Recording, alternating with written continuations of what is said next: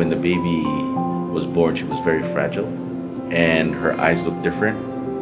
By her reaction, I knew there was something different with our kid compared to the first three that we've had. Hindi pa siya nakakatayo, hindi pa siya nakakatungtong or hindi siya nakakagawa ng mga cubes.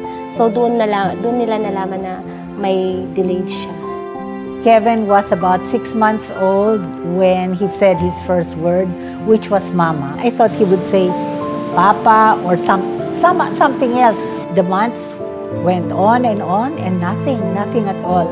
One thing I was worried about the moment she was born is how people would treat her.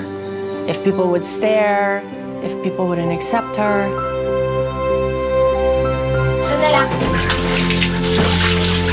Pagka kinakausap mo, parang wala lang. Tapos wala akong naririnig na dada, wala siyang ganun eh.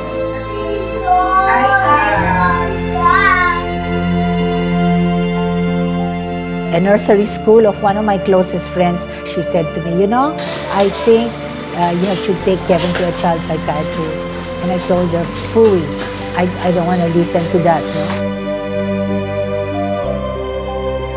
Count na tayo. 1, 2, 3,